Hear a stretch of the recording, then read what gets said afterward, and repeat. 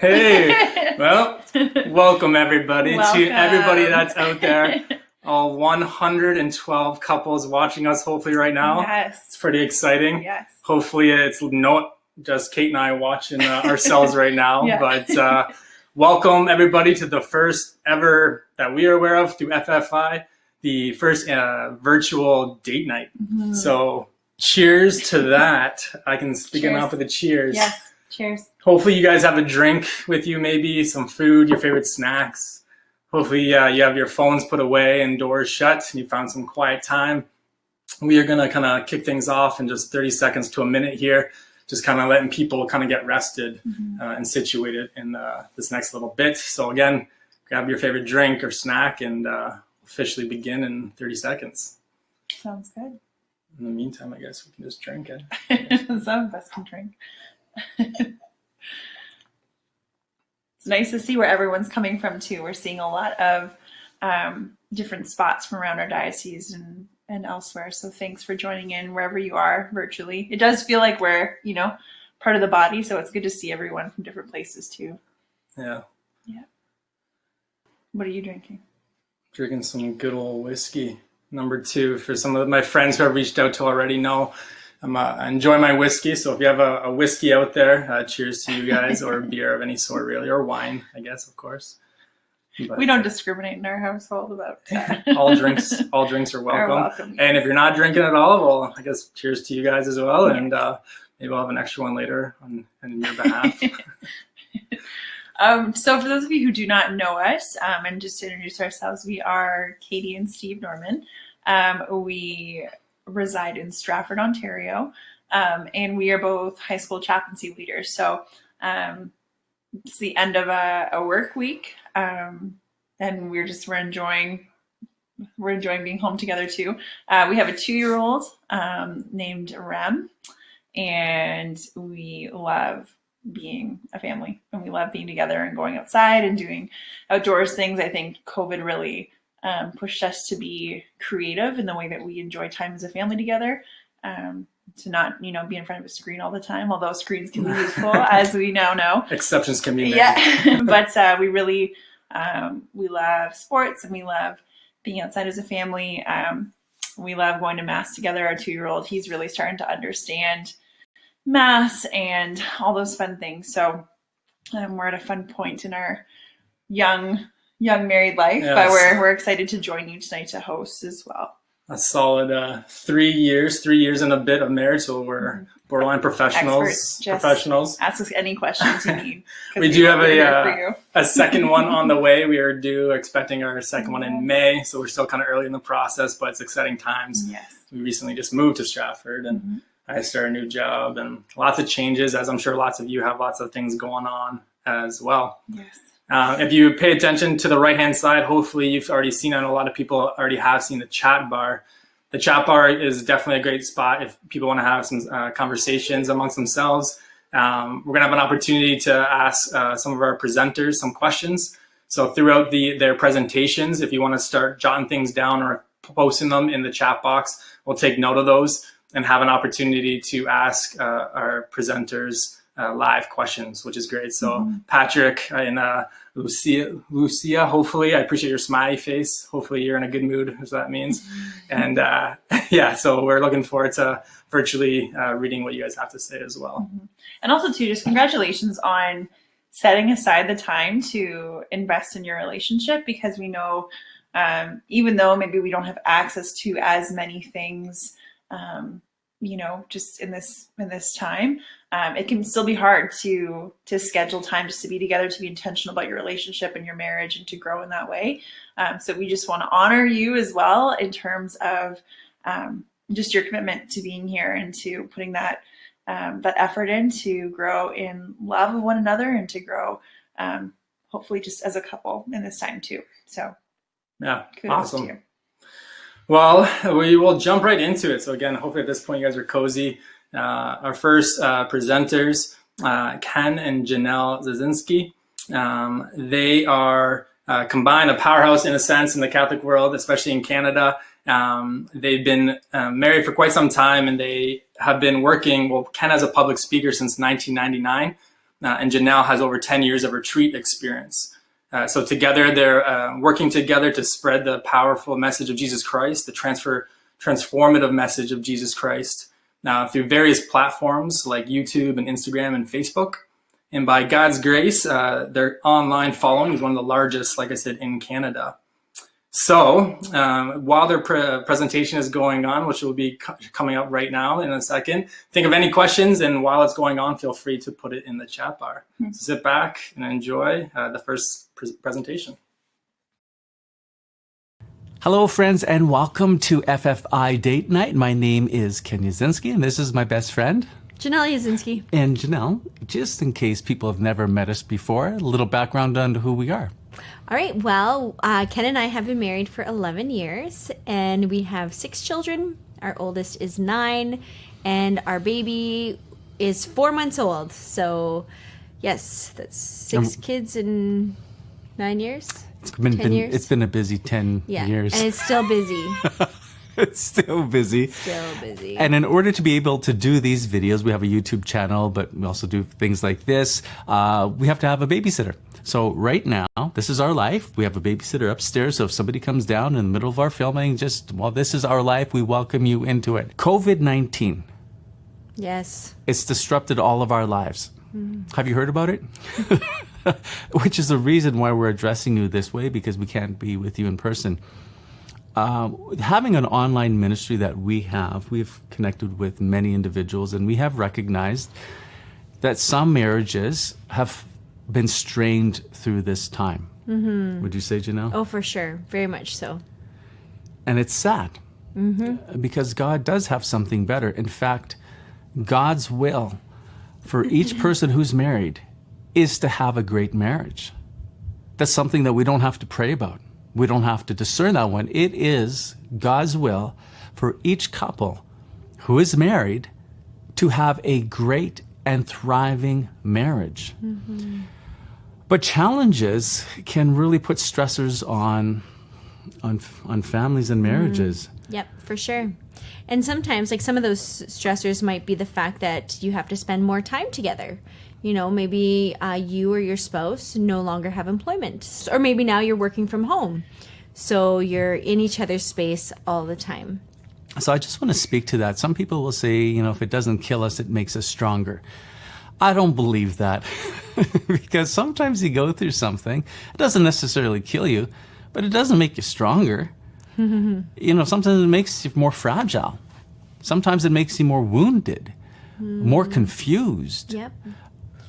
And I think the difference is not what you go through, but how you go through it. See, the challenges that we face in life don't shape us as much as how we respond to the challenges that is before us. So COVID-19, It's a challenge. It can be a stumbling block or a stepping stone. And the difference between it being a stumbling block and a stepping stone for our marriages is how we respond in two ways. Number one, if we respond through virtue, then it's a stepping stone. If we respond with vice, well, then it becomes a stumbling block. Can you give some examples? Well, patience. Just something is patient. You got to be more patient with me because I'm now around more. Yes, that's right. I don't get as much alone time. That's right. Which I really thrive in. So in terms of, okay, you're around your spouse more. So now maybe you have to be more patient with their shortcomings. It's an opportunity to exercise patience. When you exercise that patience, it's a decision, not a feeling. The more that you exercise it, the stronger that virtue grows. Mm-hmm. Virtue only grows when it's exercised, like a muscle. So if we exercise virtue in our relationships, in marriage, during a challenging time like COVID-19, then yes, our marriages will get stronger. But if we exercise vice, that hurts our relationship. Why should we invest time into our marriage? We're going to go through a number of different points. Number one, because great marriages just don't happen. By accident. Thank you for reading my notes. I forgot that. By accident.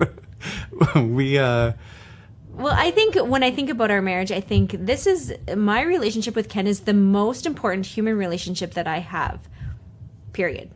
And so I need to make sure that it is at the forefront of all my relationships. You know, it can't be, my girlfriends. It can't be my children's, whatever's going on in their homeschooling or educational, life. It's easy to be like, oh, he's a grown man. He can take care of himself. We're just surviving here.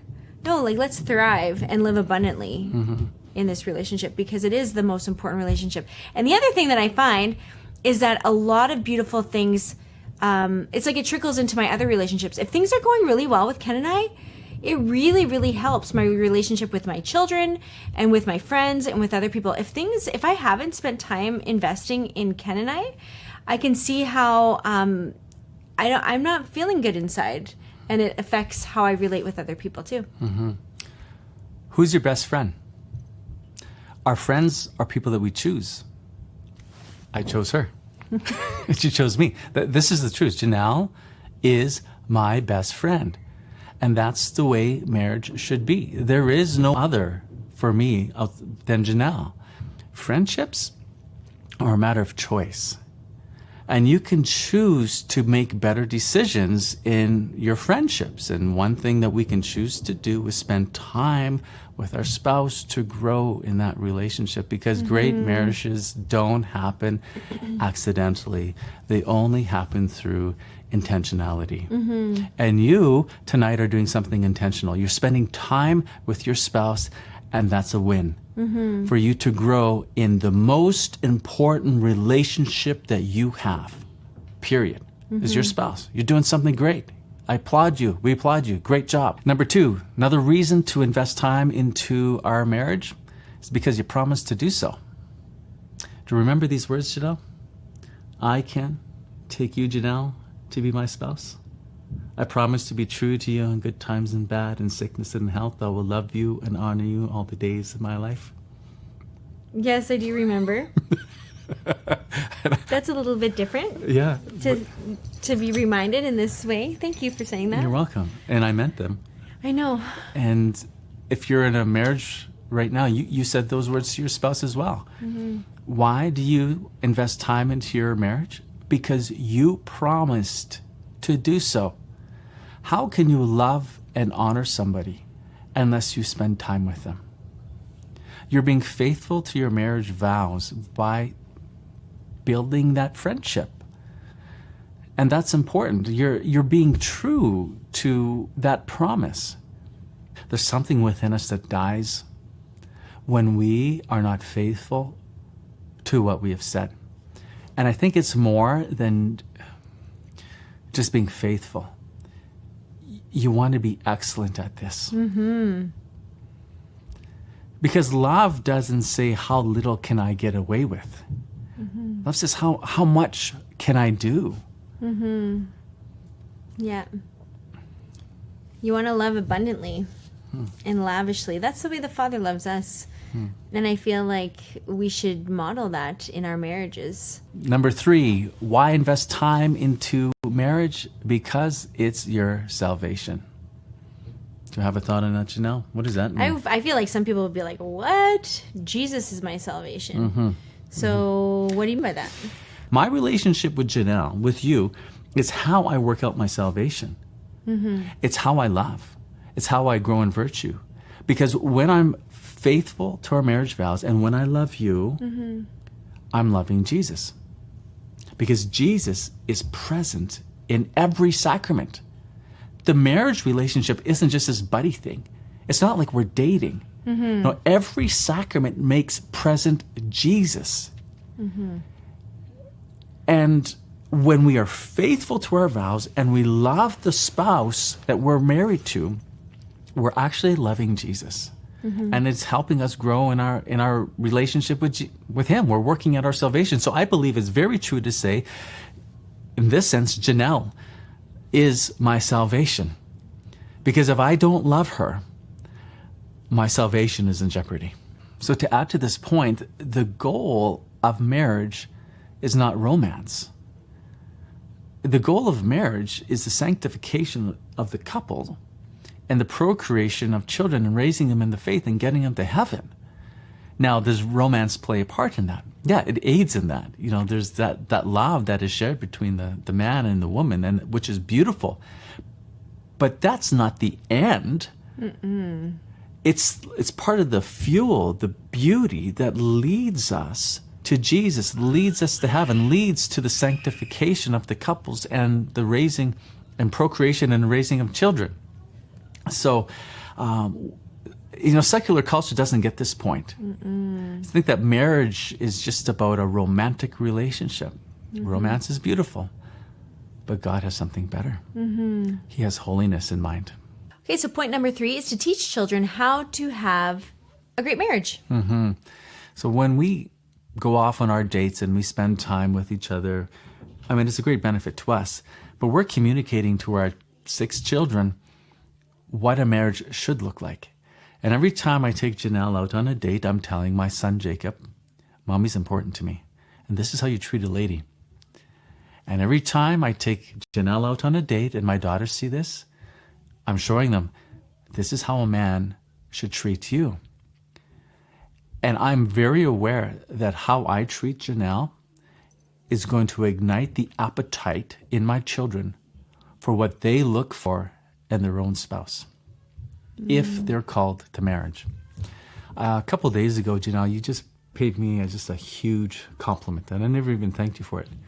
We were at the dinner table as a family, we're eating, and you said something like to the girls, when you get married, I want you to marry somebody like Daddy. Do you remember saying that? Yeah, well, it's true. And it was just, I was blessed. I was so proud that I would have a wife that would say that to our children. But I think though, Ken, like you've really helped me so much in the course of our marriage. Like I feel like it was never something natural to me to be affectionate, to be, to say things that would, build another person up. And, even to just like speak lovey, in front of other people, like Ken, it's more natural to you. Me, I'm more like reserved and, it's like, don't touch me when other people are around. Especially when other people are around. I'm like, I become like a rigid board. But I feel like Ken's really helped me to just sort of like relax and to just like, it's beautiful. And a little story about what happens behind the scenes. So sometimes Janelle is in the kitchen and the kids will be there. And I grab her and we have a walk-in pantry.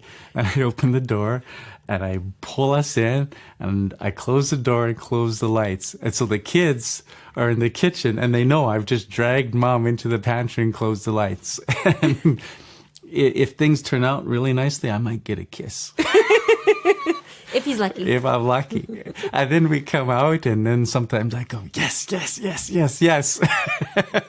and the kids, they see that, and they smile. They smile. They enjoy, or they are happy when they see me loving Janelle. Mm-hmm. It really does make our children happy. They're also preteens, so that might change later. Yeah. Who knows? Yeah, our oldest is 9. So that still might be cute for them. I don't know. But in terms of spending time with your spouse, then we're modeling it to our children. Mm-hmm. I had one lady recently say, well, I don't like going out on dates because, I spend $30, $50 on a meal and I could just make it at home, and it seems like a waste of money. And so I responded by saying, you're not spending $50 on a meal. You're investing $50 into your marriage. Mm-hmm. And so does it take some money as well to invest time into your marriage? Yes. Mm. But that's an investment into your marriage. We are going to do a little deposit right after we click the camera off. We are going on a date. Oh, yeah, that's right. Yeah. Because we have a babysitter for 1 more hour. We better go. So, my friends, thank you so much for the chance to serve you this way. If you want to get regular videos from Janelle and I, head over to CatholicSpeaker.com and join Catholic Minute. Every week we release a new video. And sometimes it's just me, sometimes it's both Janelle and I, but it's always about living the Catholic life. If you would be interested in getting those for free, that's available to you at CatholicSpeaker.com. Join Catholic Minute. Friends, thank you for allowing us to serve you this way. And I'll see you in the Q&A. So that awkward moment on date night when your date has to leave you, right after an awesome presentation about 2 minutes ago, the 2-year-old that we had mentioned we had has learned the beautiful ability to crawl out of bed, open the door, come downstairs. So Ken and Janelle, who were very wise getting babysitters, we thought we could get into this night without a babysitter, but Kate, I'm sure, will come back in 1 minute. So for anyone else who's riding solo on this date night, if it's just me, I'm okay to drink to that. So cheers to anyone else who's single drinking or watching it right now by themselves. My apologies. That was going to be some bad dad jokes and filling time for everybody. Everyone just dodged a bullet. Including I think it's Callum, maybe in Paola, Mississauga, I saw in the chat bar there. And I also know that Sarah and Steve in Otterville are watching, and as well the Stewarts in London, I believe, are also tuning in, and I saw. So lots of good people. So one more time, I don't know if you want to write like where you're from, maybe how many years of marriage you have. If you happen to have a drink, what are you drinking? If there's any other whiskey people out there. If there's any other water people out there. There's a place for you here too. Any other you are welcome. Expectant mothers. Just see if you're not drinking. There's no judgment. There's zero judgment. Yeah, so definitely use that chat bar as an opportunity for us to get to know you guys, and each of you get to know each other a little bit as well. Exactly. Also, for all of you who registered before this past Sunday, you should have received a date kit in the mail. And if you haven't received it yet, don't worry, it's on its way. And so just in that date kit, just to kind of go through the contents, there's lots of resources or ideas on what to do on a date night, which is awesome. It could be a movie or a dinner, but it's just very enriching to have good content to help you informing yourselves and learning about each other. Also, there are relationship check-ins or marriage inventories, in which obviously don't just happen. They have to be intentional about it, like we've talked about before, really setting the time to, as Ken said, we need to invest in our marriages. And so that's really important. So just setting aside a regular date night can really help with that and to help your relationship flourish by really making sure that you both are prioritizing your marriage and your relationship. And then the last thing is that we hope you can make use of the gift card to get either a bottle of wine or a favorite craft beer or some water. And enjoy some of the chocolates as well. It's just good to enjoy the pleasure of each other's company and to make special efforts for each other too. So Yeah, we hope that this has been helpful for you. And again, if you haven't yet received that, not a problem at all. It will be coming shortly. Okay. Well done, well said. Checking in. There seems to be people from all over the place, 17 years, 6 years, 2. I think I saw 7 kids. Yeah, there's lots of different people from different stages in relationships. Maybe some people who are, I know, are dating are watching this as well, which is kind of fun and a good segue into our next presentation. It's actually the combination of 3 presenters, 3 couples. And the title of the talk is very forthcoming. It's called 83 Years of Marriage, simply because combined, there's 83 years of marriage between the 3 couples. So it's roughly about a 10-minute presentation. And they just kind of different perspectives from different couples, different points in their marriage journey. So we have Lawrence and Janet Jardine, who've been married for 41 years. Chris and Barb Brunsteller, who've been married for 29 years. And Chris and Katie Bray, who've been married for 13 years. So all you math whizzes, if you want to double check my math, it's 83 years. So it's about a 10-minute presentation. And again, keep doing. We'll have Ken live for Q&A after this as well. So from the upcoming presentation or Ken and Janelle's presentation, feel free to jot down your questions. One night I showed up on a Saturday evening to my sister and brother-in-law who were married. And this is before we met.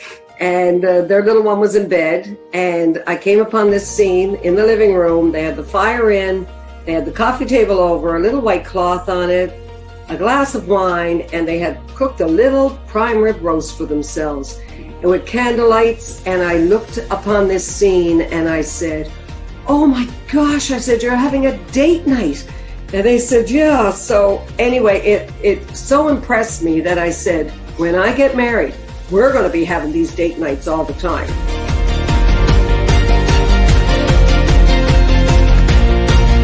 I would tell my younger self, stop worrying. You're going to drive yourself nuts.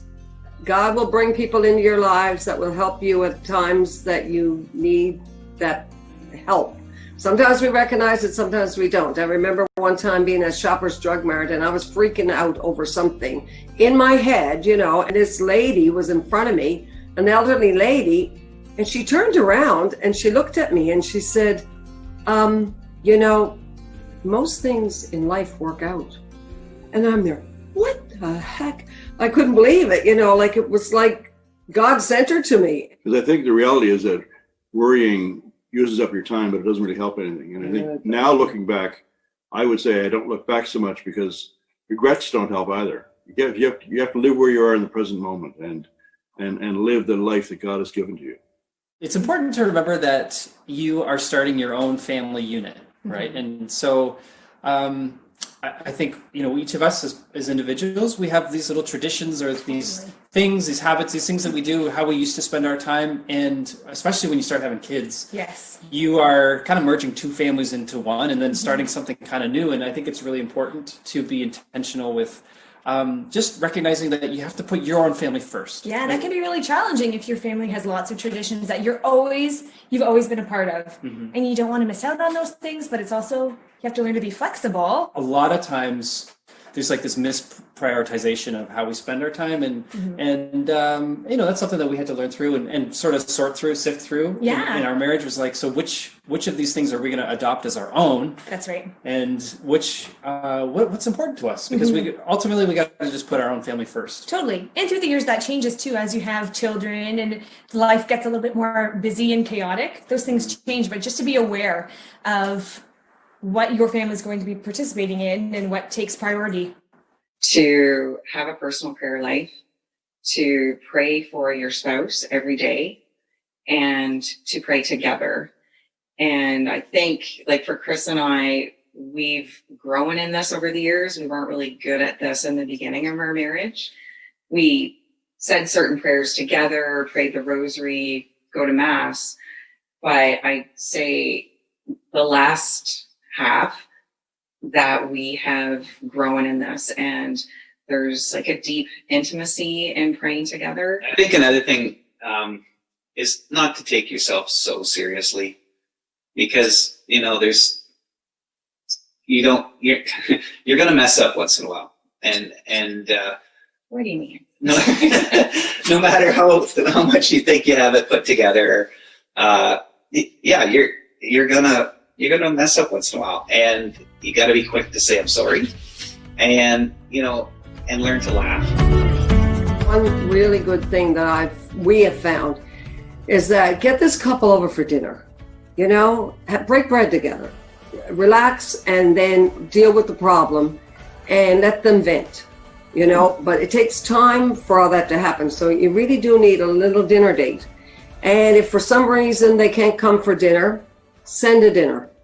And with a note, I can do all things through Christ who strengthens me, or you're not alone. We're here for you. We're praying for you. Something. Half the time it just means that people feel good about the fact that they have someone behind them rooting for them, And I think the key is that word of relationship, because St. Jose Maria Escriva would have said that we can only really help others through friendship and by reaching out and knowing each other at a personal level. And then you can help people. You can't give advice to someone who doesn't want to hear it. You can't teach someone who doesn't want to learn, That's but right. You can really clearly, with friendship, that's how you encourage and support and walk that mile, because you have to walk it together.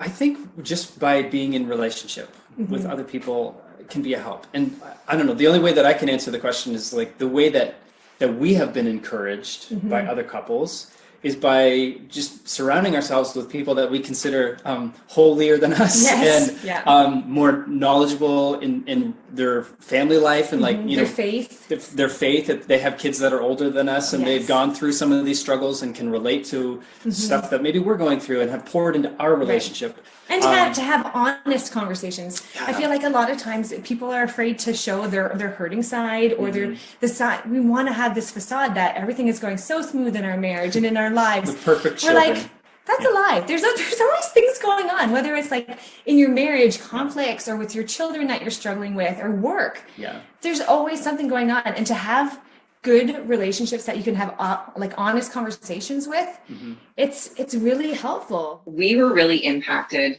when we were raising our young family by a few mentor couples, and they would invite us over. And I mean, that's pretty daunting to have this young family come over with 7 little kids. And because not many people would invite you over because you had 7 kids. But that really impacted us, and we'd share a meal and we'd have some adult conversation. And these were couples that we saw were and are still to this day solid in their faith, have a relationship with God, and they held us accountable. Date night. Our advice to every married couple at every wedding we've ever gone to: take time for each other, and you have to have that date night. Saturday night was usually our date night. When children came along, we did not eat with our children on Saturday night. Every Saturday night, they had their little dinner that we ate together, and then they would go to bed. And then we would have our date night. When they got older, they would have dinner together again, just the children. Then they'd have a movie, and then we would have our date night. So we give time to our work, we give time to our passions, we give time to our children.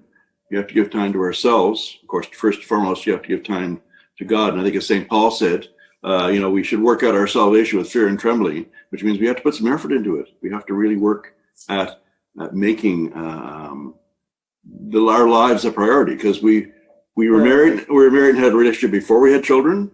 Our children are going to grow up and move away, and we're still going to be left together. So let's really build that relationship so it'll be there always. We love spending time together. We Honestly, really do. like if We I had to choose one person in the world I'd want to spend every minute with, it would totally be you. We have a lot of fun together. But I think that also requires effort too, and being intentional. What can we do to make it so that I'm present and that I'm not being distracted with a bunch of different phone calls or meetings or whatever kind of work stuff, but that I can be around. I can be dad. I can be a husband, a father. And I think that just requires a bit of intentionality. Oh, totally. It's nice too. As our kids are slowly getting older, we can sneak in a couple more date nights. Yeah. I feel like that's so nice too. Because for the longest time, we had 5 kids under the age of 8. I don't even know. I- It was crazy. It was a little bit of a blur. But so we weren't really able to have many date nights. But now, like, if you can get a date night in, go. And like, it's great when it's spontaneous and it can happen, but also like plan it and schedule Plan it. it. It's like everything else. It's like if you don't schedule to do that thing, even if it's something you're looking forward to, but like if you don't schedule, like I'm going to go to the gym in this time, It's or not gonna I'm going to happen. write songs at this time on my calendar, it doesn't usually happen. Right. Other things will come up. And so it's kind of like anything else. I try to work with her as much as I can on the stuff around the house. Just last Sunday, we had such beautiful weather. We put the Christmas lights up together, and cleaned up some of the leaves and just did it together. And it's some of these monotonous jobs. If you can turn it into fun and use it as a way to spend time together, it can make things a lot of fun.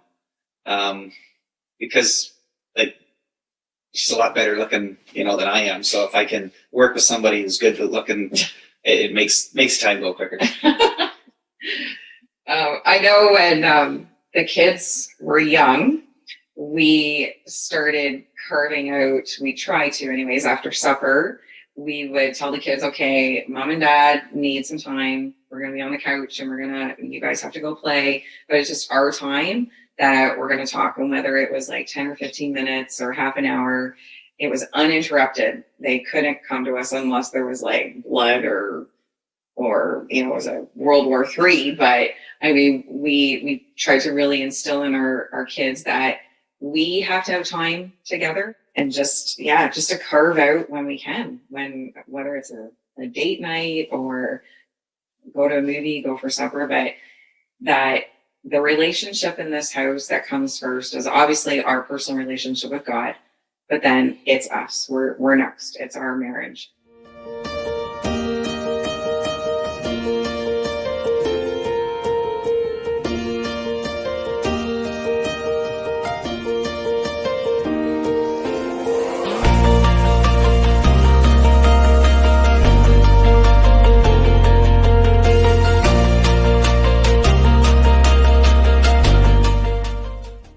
Okay, welcome back. Awesome. Just some really good inspiration there. And we're going to have some time now to get some more inspiration from the Yazinskis, who we are so glad to be joining us. Hello. And if you didn't see the rest of our participants tonight, if you didn't see before, we're taking questions for Ken and Janelle in the sidebar there. So please feel free to submit them if you have any questions about their marriage, what the inside of their pantry looks like, anything like that. That would just really With or without them, We don't know. We know, don't racing or not. That was a great story. We really appreciated that. But we're so glad to have you joining us tonight. Thanks for making the time for us. You're welcome. This is just really great to know that all these couples are investing time into the relationship. We see 104 people signed in tonight. That means there's couples. That's 2 people. And that's just fabulous to see that, because the foundation of our society is families. And if we have strong families, we have a strong society. If we have weak families, we're going to have a weak society. And so your ministry and this event and this message is so important for this time. Yeah, absolutely true. It's awesome because it feels like you're just next door, but you guys are, I'm assuming, you guys are in Saskatchewan. That's your home base, right? Yes, we're from Saskatoon, Saskatchewan, and we have tons of snow outside our front door. We could barely open our back door to the deck for our kids this afternoon because there was a bunch of snow blocking it. But it's beautiful. Yeah, I'm sure you get used to it. Well, I'm glad we're not neighbors then, because we don't have snow here yet. Okay. It was like 15 degrees here in Stratford. Not to rub it in for us. But we're glad we're here virtual neighbors. 15 degrees? I know. We gotta move. And just in case anyone had stepped out, can you just refresh us too on, you have 6 children? Is that correct? Yes, and I was just thinking, like, I just ran down because I had our 4-month-old here. We watched the whole from start to finish, and she was good, but then she was starting to fuss. But I'm just so grateful for 9-year-olds because I was able to give our 4-month-old to our 9-year-old and just be like, can you just watch her for like 10 minutes? I'll be right back. But yes, our oldest is 9, and then we actually have 5 girls and 1 boy. So our boy is the second oldest. He is currently 8 years old. Yes, he's 8. Oh man, it's so hard when their ages change every year, right? And then a 7-year-old and a 4-year-old, a 2-year-old, and then a 4-month-old. So yeah, it's pretty busy around here. And we homeschool. We've been homeschooling for about 4 years. And yeah, it's been a beautiful journey for sure. Mm-hmm. So it sounds like you guys have a lot of downtime, probably a lot of quiet time, so much time for date night, probably. This is super easy for you guys. You know what, though? We for probably the last, the last 7 years? Yeah, I would say 7 years. We've been intentionally going on a date once a month. That's kind of been our goal, to for sure go at least once a month. And when Ken was traveling so much, like, because he was always speaking all over the place, you know, that was kind of even tricky to get in there, like one night in a month, because, you know, you don't want to take away that time from him being with the children either. But we would do it, and it was a priority, and it was always something that I always looked forward to. And yet we'd make that investment of having a babysitter come and spend time with our kids. Maybe we should tell the story. We don't know what happened to you guys. You just dropped off. We can't see you. We can't hear you. But we'll just keep on moving. Yeah. Okay. We'll just tell a story of how we started going on our dates, because I think that's because it wasn't initially at the beginning of our yeah, because I remember, like, when we had like one child, it was almost harder to go out on a date when we only had one. Because like that child was like, she would scream whenever we'd leave her alone with somebody. And then, so of course, I'm like, oh, we can't go anywhere without her, right? But now when they have each other, it's easier to leave them because they, you know, they're not alone with the babysitter. So anyhow, what happened was we had some friends of ours who were wanting to go on a all-inclusive, you know, trip to Mexico, which that would be awesome. But then what happened?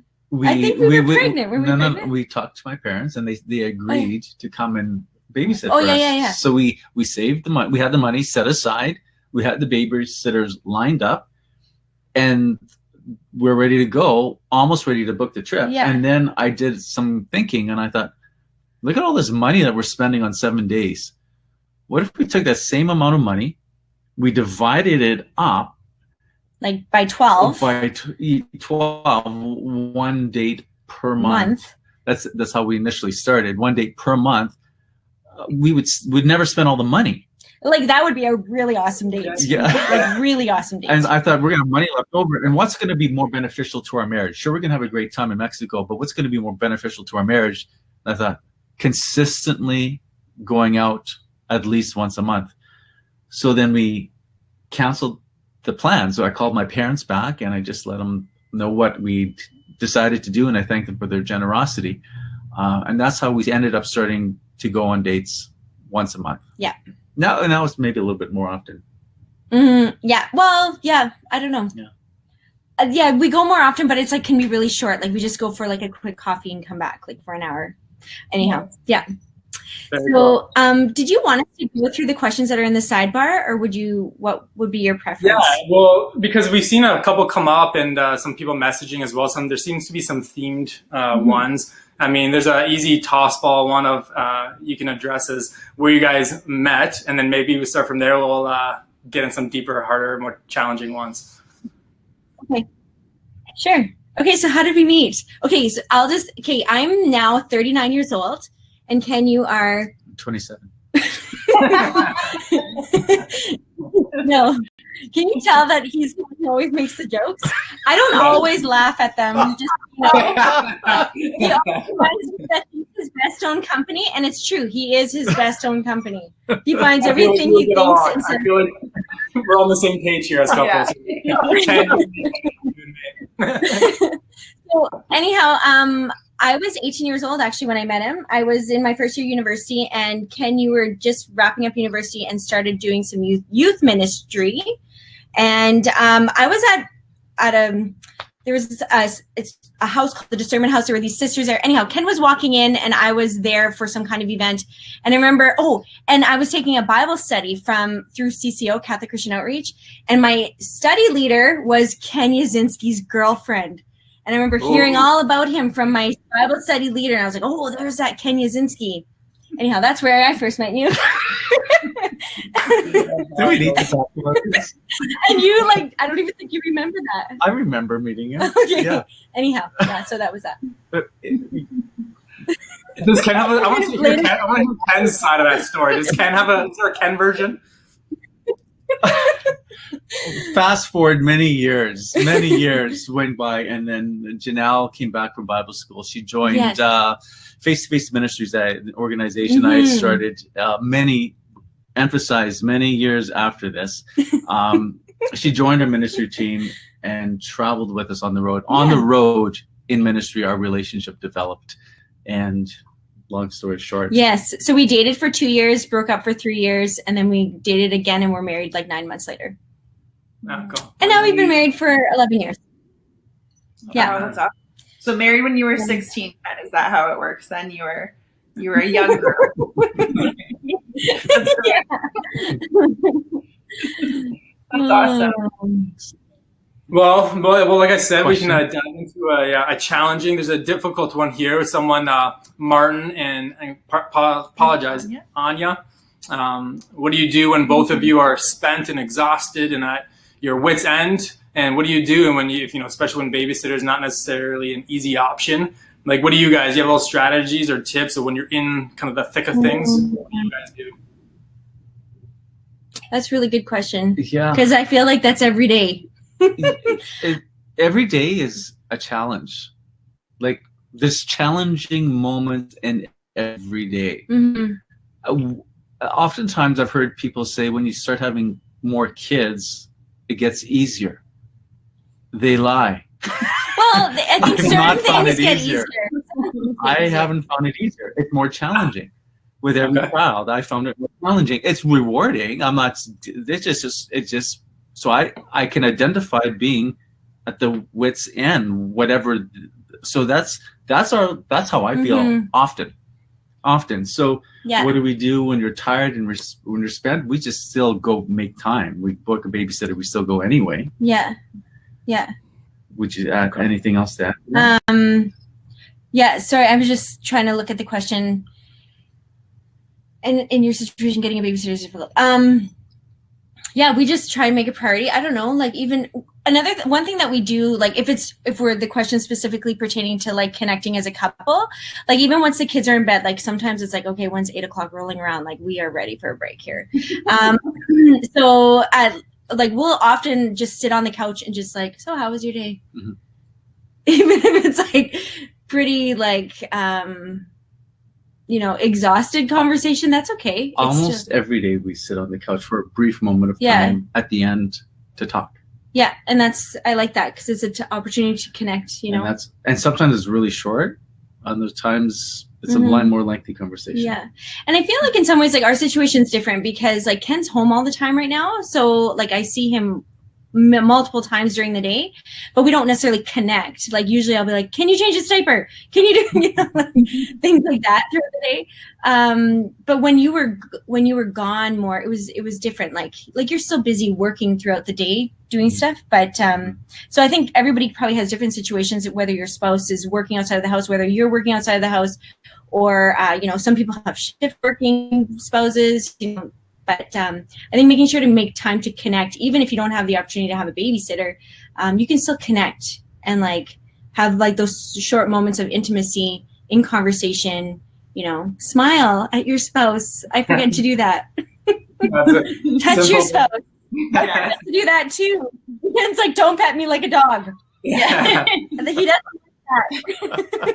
Hey, do you find that for you guys? Because I'll speak for myself, honestly.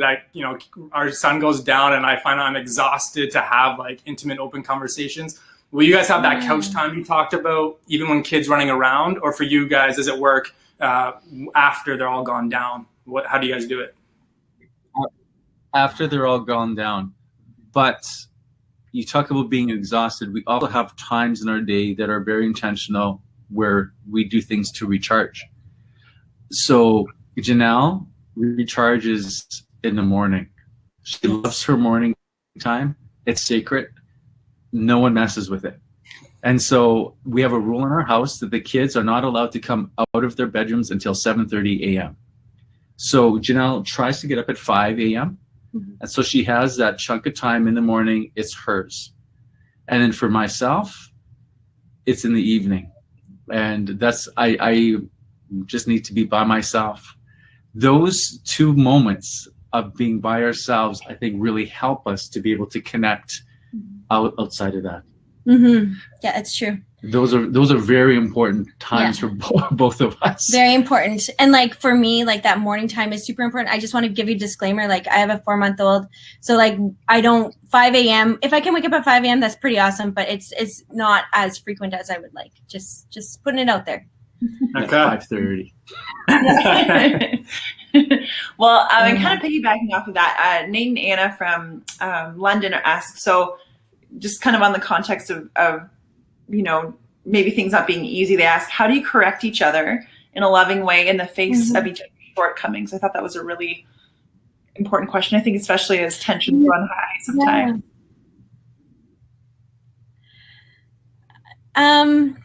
I feel like I probably get more defensive than Ken does. Like if you were to correct me, you don't really correct me very often. Maybe once in a while. We react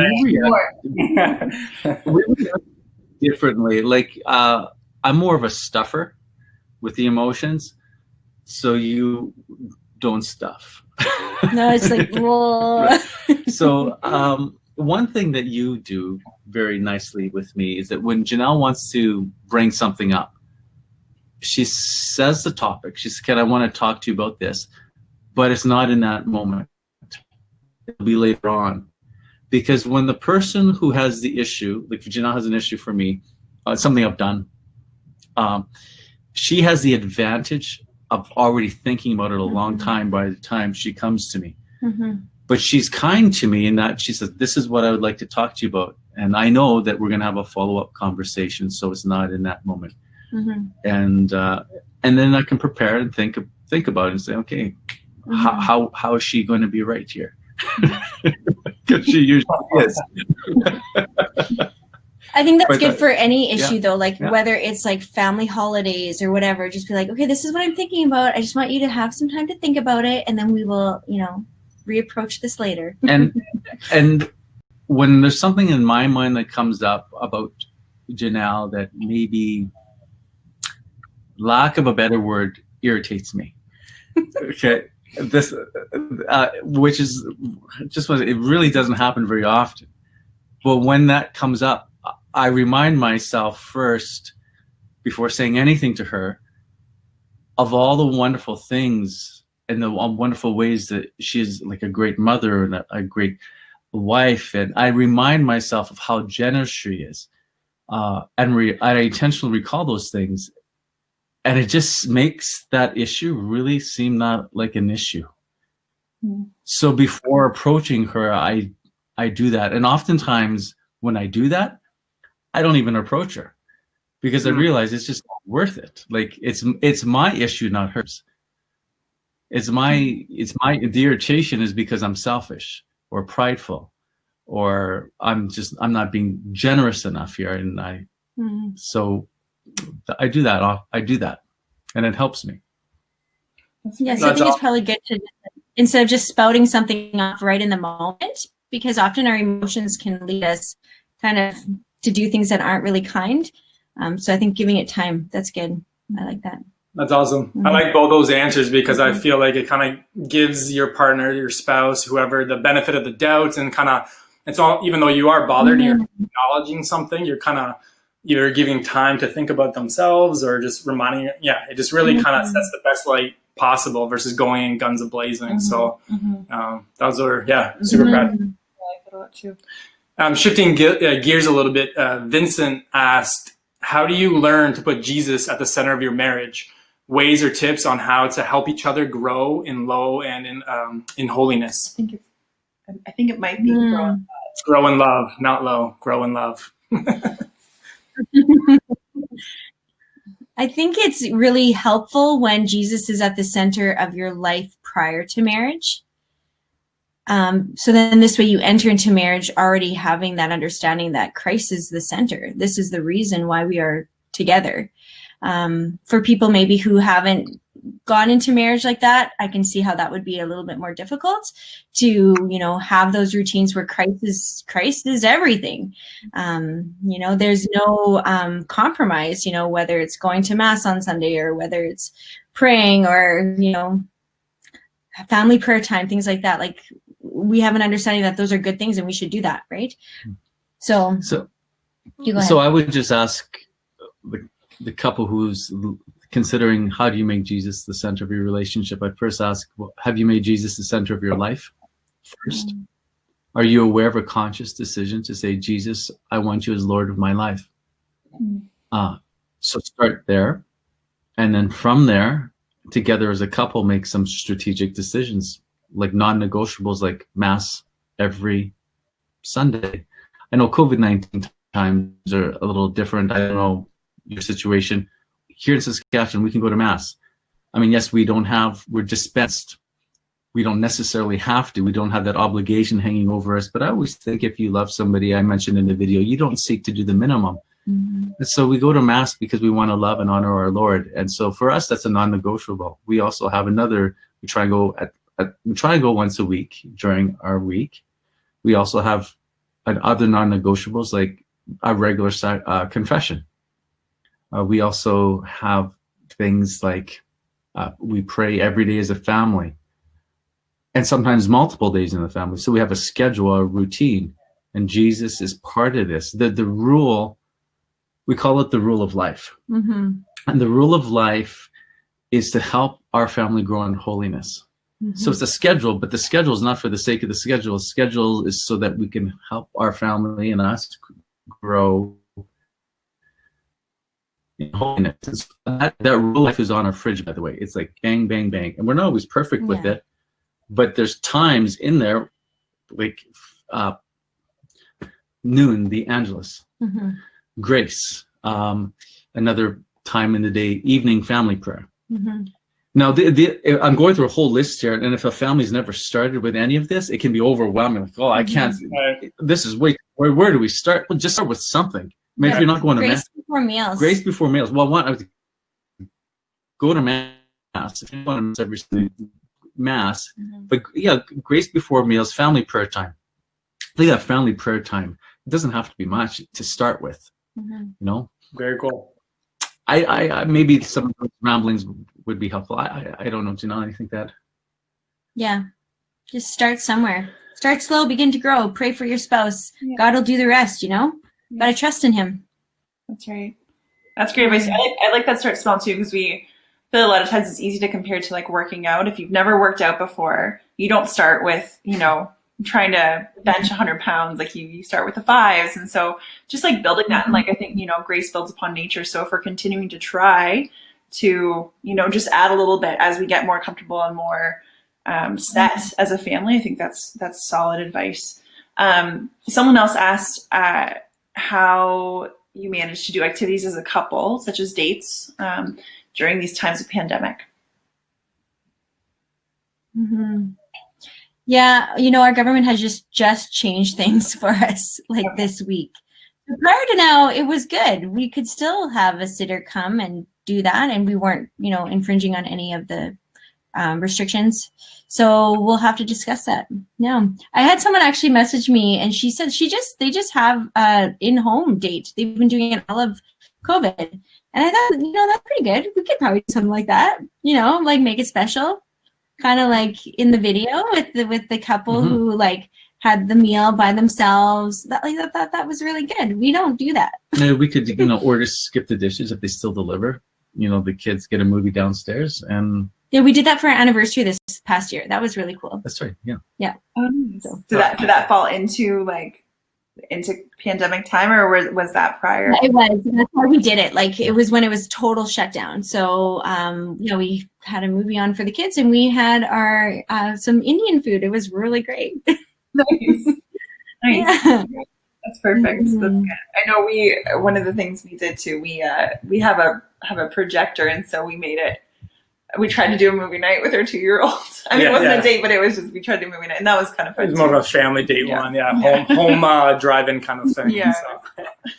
Hey, go ahead. You go ahead. I just saw a question here. It says, what activities do you suggest to keep things interesting, not boring? Because it can get old after a while. Thanks. Ooh, I you know what's really good and helpful is like even to Google like different questions that you can talk about with your spouse, because sometimes it just doesn't come naturally to a person to think like, what can I talk about? You know, but there's still lots of stuff that we don't know about each other, you know, and even just dreaming things, or like, what are you learning? What are you listening to? You know, so even now I would not be opposed to bring a book into a date called Conversation Starters. Yeah. And even now I'd be we don't typically have, but I would be totally open to doing that. Yeah. Or bringing in a book. So I have a long time ago like printed off a sheet with questions on it. Mm-hmm. I find that helpful. Like some people like to play games, some people like to do like experiential dates and stuff like that. We honestly just like to talk. Well, I like to talk. Sorry. I like to talk. You haven't gathered that. That's nodding. Looks like he agrees. Yeah. Our date nights are a meal and a conversation, or coffee and conversation. Yeah, I feel it makes me so sad when we go to a restaurant and I see two people sitting across from each other looking at their phones. I just feel like, oh my goodness, you're missing out. I like, maybe they do this every single day. Maybe, you know, I shouldn't be judging them, but like at the same time, like I just feel like, oh, they could be like engaging in a beautiful conversation. Yeah. And that's that intentionality that you're talking about too, because sometimes I think like we just get so used to having our phones. I know that that's something that Steve has to correct me on sometimes. So just like having that part of being like, okay, like I am choosing to put this away right now. I'm choosing to, you know, keep it in my pocket or wherever, or at home, or whatever we need to do. So yeah, that's really good too. One other question that came up earlier, and also was alluded to in one of the other presentations from Chris and Barb, about they sounded like they had like a couple's mentor that they kind of hung around with and asked questions with. Did you guys have anyone in your lives, whether it's your, you know, for me, Kate's mom and dad just celebrated their 35th wedding anniversary, and just a solid witness for us that we've asked them questions over the years. Did you guys have anyone in your lives like that? I would say both of our parents, like they both celebrated 50 years of marriage this summer. Wow. So marriage was always very important, like to our families. I feel like there's just been a lot of beautiful couples around us. So I think depending on what kind of inspiration or insight we want would depend upon which couple we would lean into. So when we started going into the homeschooling route, then we went to those who maybe were a couple years ahead of us on that road, and we had lots of conversations with those kinds of people. So there were certain couples that for sure caught our attention that way, and we and that their family dynamic was beautiful. Like they were well-rounded individuals. Their kids were articulate. They just, you know, they just were really impressive individuals. There was virtue in their family that was recognizable. If I look at being a father, there's a couple people that stand out in my mind, and my first one would be my father. Like I'd like to be like my dad. I really would. I feel like if I could be half as prayerful as he is, I'd be very grateful. And like he is my hero. Cool. And I can be a father like him. So his example, it's just the memories I have over the years of him just consistently doing little things. It's like, it's not just consistent, so consistent. And this is the truth. I have never heard him complain in my whole life. Wow. Never once. Now, and I had a conversation with him once about this, because I was doing a talk on gratitude, and I made a list of the top people who are most grateful in my life. And the top of the list was my dad. Number 2 was Janelle. And so I talked to my dad first. And I realized, my mom answered the phone, and I said, Mom, you know, I'm doing this talk on gratitude and how complaining kills gratitude, Thanksgiving. I can't think of a time where Dad's really complained. And she's like, and I'm like, can you? And she laughed, and she's like, well, come to think of it, I can't really either. Wow. And so my he was raised 7 kids. He was a principal, school teacher. So I put him on the phone, talked with him, and he shared with me, really interesting. He said, I found out early in life that complaining adds no value to a situation. You never get rewarded for complaining. And then he said he saw his parents work really hard on the farm, and he just felt he didn't have a right. And he also made the distinction between complaining and speaking out when there is an injustice. He said that's not complaining. So in terms of someone who I gain a little bit of philosophy from, and definitely faith, that would be my dad. Well, thank you for sharing that. That's awesome. And also a beautiful inspiration to leave a legacy for your own children. I know, like, just to see witnesses, and maybe it's not, I know, like, not everyone has great parental figures or marriages that came before them that they can look to, but just to have that kind of inspiration from different couples, I think, is a huge gift. So, and that was what you did today. So thank you so much for just being here with us and answering these questions. I know it's, there is still a level of vulnerability, even though maybe there's just a screen we're looking at right now. But there is still a huge gift in what you've shared with us tonight, and we're very grateful for that. And I know everyone who's on this live chat is grateful for that as well. So just thank you for giving us so much to take away. We really appreciate it. Thank you for having us. Yeah, thank you. This was a gift to us. This is a date night for us. Good. Well, hopefully you guys continue enjoying your date night, and hopefully our paths will cross again, either virtually or in person one day in the future. That's right. We also look forward to the day we have a 9-year-old. So yeah. That's great. Well, thanks again, guys. And just a couple more things for the rest of our viewers, just from FFI, just in case you wanted to see different initiatives and discuss things as a couple. For those of you who have been on the FFI website, there's lots to check out. So you can contact the office if you have any questions about anything. They're always happy to help you. And that will be in the sidebar there. The email will show up. Our handy dandy tech man, Adam, is going to put that up for you there as well. Yeah, and so one of the things that they offer, if you're familiar with FFI, I'm assuming a lot of people are maybe part of family catechism groups or have been in the past. Obviously, pre-COVID, it was bi-weekly gatherings and different kind of teaching points for the whole family, including the adults. But with COVID times, they've kind of launched a new initiative called Family Catechism Pods. So again, you can check out the email that you hopefully see there at info@famfi.ca, or some more information here up on your screen. And it's just an opportunity for families to still gather virtually and kind of pray together and lean into each other and be the support for one another throughout this time.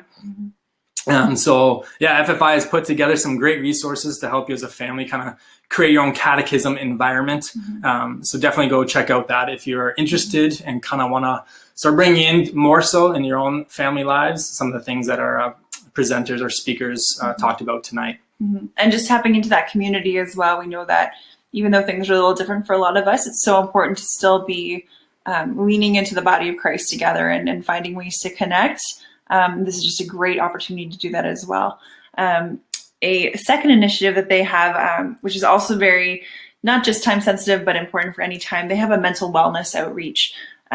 So we all know that mental wellness can impact an entire family. And we know that with the pandemic, there are a lot of stressors that are going on and increases in things that can just create challenges with mental wellness. And so this program really offers some awesome resources for families So there'll be a link again in the live chat that you can check out for that. And just to emphasize, on that link, you'll find an encrypted confidential intake form. So where everyone facing mental wellness challenges can reach out to the mental wellness coordinator at FFI, which is Anne Marie Pizzella, who is a registered psychotherapist, and she will assist you in helping find the next steps that work best for you. So again, that's confidential. There's no, it's not a public sharing forum. It's just specifically an intake that will help you as well with that. Awesome. Well, that officially kind of concludes the first FFI virtual date night. Who knows, maybe it'll be more. So if you, again, want to reach out to the website, they'll love to hear from you, feedback. Mm-hmm. If any of your questions were left unanswered, they won't be forgotten because it might be used as a future blog, video, or for follow-up questions in different mediums. So check out the FAMFI website for more resources. Yeah. They also have, lastly, a meditation on marriage, which is available. And you can use that as a couple because we want to give more time for you to be able to do that as well this evening. So you can use that now or at a future date. But again, we will have a link in the chat bar for that as well. Yes. And again, like the same way that we were just so grateful for the Yudzinskis being with us, we were so grateful that you joined us in our living room on this beautiful Friday evening. And just we're participating in this with us. It's a gift for us to be here and to strive to grow in our own marriage and to be with so many couples who are seeking the same thing and walking the same journey in your own homes and in your own lives. So thanks again for being with us. I think that's it. Enjoy it. The night is young. Enjoy the rest of your date night, guys. Yes. All right. Thank you. Take care.